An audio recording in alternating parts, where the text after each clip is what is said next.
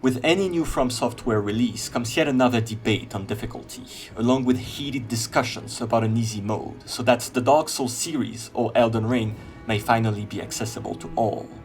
The release of Shadow of the Erdtree is no exception, and we see already many people complaining about the difficulty of the DLC and the unfairness of some bosses. The problem with this debate is that it completely misses the point, and ends up hurting a game which offers something precious in the video game landscape. To talk about difficulty in the case of Elden Ring is understandable. In fact, difficulty is part and parcel of the identity of the game, but not in the way it's been framed thus far, and I intend to explain why. Nothing would have been simpler than toning down the difficulty of Elden Ring and ensuring that as many players as possible could get in and play the game's new expansion. However, in the words of Hidetaka Miyazaki himself, that is clearly not the right approach, as it would break the game. We ought to understand these words literally. The game would break the moment players can choose between different difficulties, or if players undertake their first journey in a Lands Between or in a Realm of Shadow with ease and tranquility. FromSoft's intention is well known at this point, to provide a sense of achievement that players gain from overcoming obstacles. But there's much more to difficulty than that, as I would argue that one of the first and most important reasons why Elden Ring would break if it were to become easy has to do with its lore, and the story it tries to convey. The premise of the game is pretty simple, yet crucial. We begin our journey as a Tarnished, one of the many warriors who lost the grace of the Erdtree and were banished from the Lands Between. From the very beginning we start our journey as a nobody, a weak warrior who has been called back by the Erdtree to restore order in a desolate world after Queen Marika shattered the Elden Ring. Importantly, the Lands Between is an old land that has been corrupted by otherworldly forces such as the other gods, but also by the many wars occurring within said world.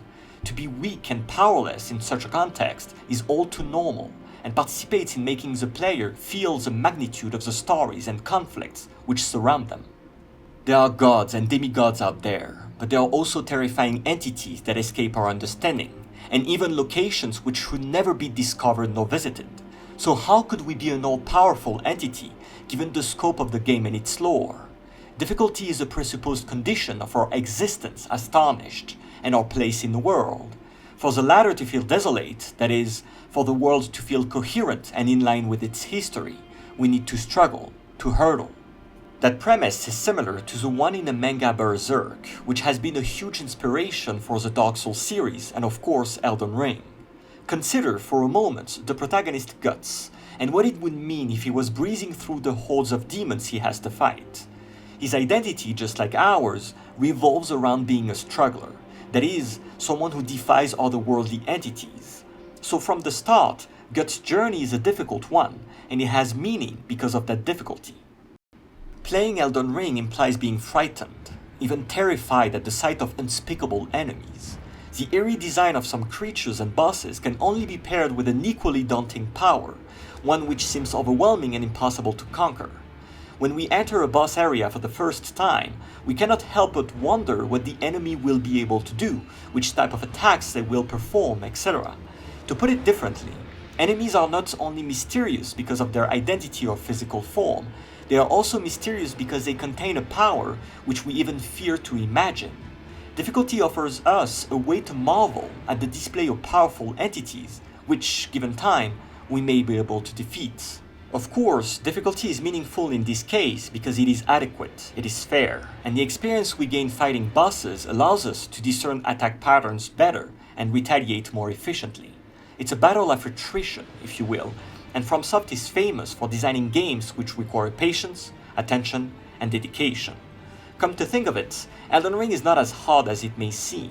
Apart from some specific bosses who have overly long and delayed animations to throw the player off guard, or even long-winded attack patterns which are painful to read and avoid, the difficulty of most encounters, if not all encounters, resides in patience and constant learning. A fight which felt impossible hours ago can feel like a breeze once we study and learn patterns, once we know when to stay calm and seize an opportunity at the right time. Elden Ring's difficulty is hard to judge at first glance because the game doesn't contain the usual difficulty options we see all the time in most other games, but that doesn't mean that they're not there. The player has at their disposal a wide array of options to choose from in order to make the game easier, while still retaining that crucial tension which makes the game what it is. The best aspect about these options is that they are diegetic, meaning that they exist within the world and narrative of the game. Take Spirit Ashes, for instance, who are spirits the player can call in order to get help in battle.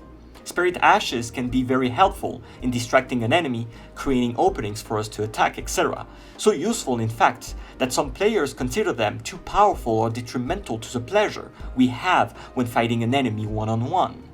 No matter the case, they exist, and they are a tool left by the developers to the players who can use them if they wish to, but also who can do without. Contrary to a difficulty prompt which appears at the beginning of a game and means nothing to us since we have yet to play said game and understand which choice suits us the best, FromSoft always modulates difficulty around diegetic tools we may try organically and decide to use or not. This is a much more elegant way of doing difficulty than most games, and it doesn't stop there.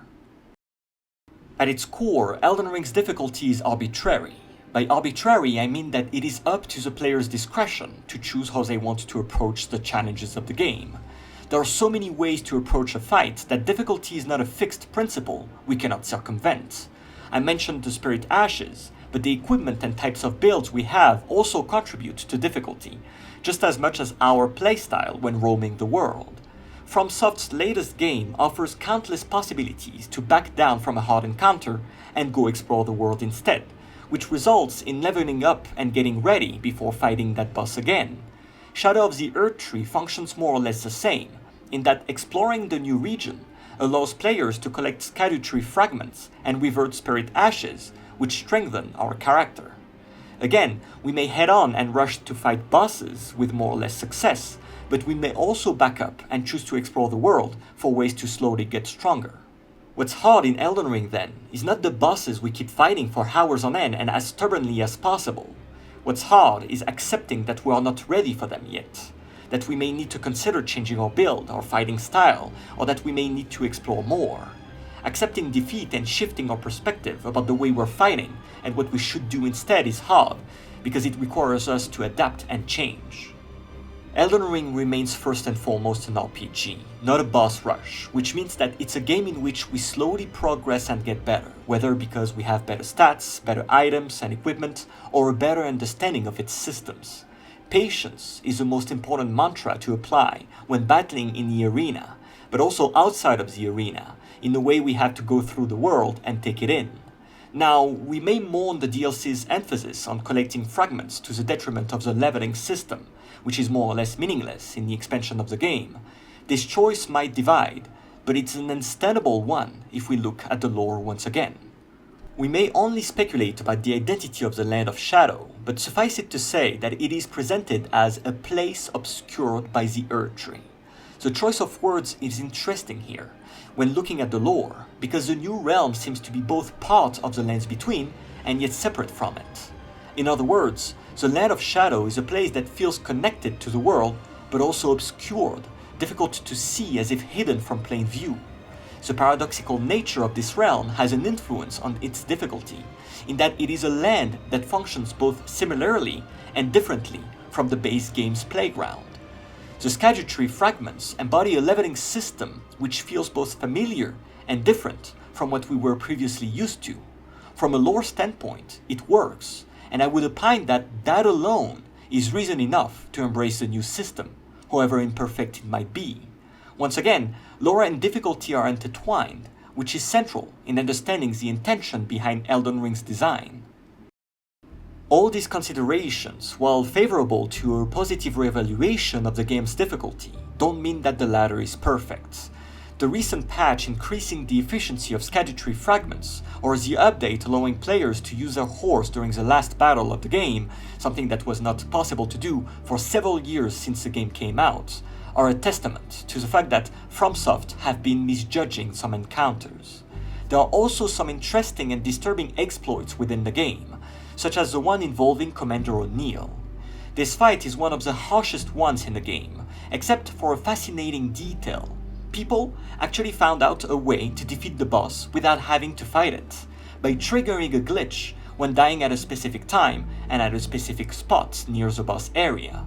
This glitch still exists to this day, despite the developers most certainly knowing about it, and having decided to let it as is.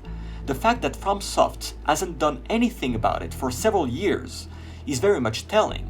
It seems like the developers accept some exploits as legit ways of playing the game and do away with combat.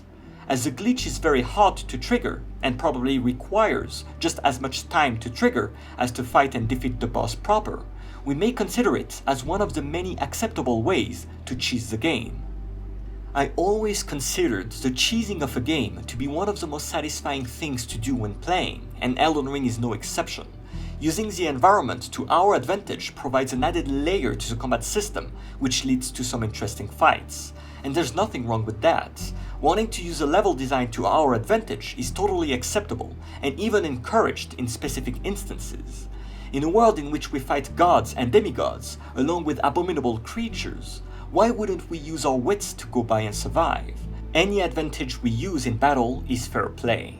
What's more is that the presence of multiple endings in Elden Ring, and the fact that each of them represents a certain way of viewing and approaching the world, from accepting fate and obeying another god, to burning everything, or freeing the world and beginning a new journey among the stars, goes hand in hand with the multiple approaches we may have of the game's combat system, choosing either a purist approach, embracing the rules of the world, or bending these very rules and embracing a more chaotic playstyle.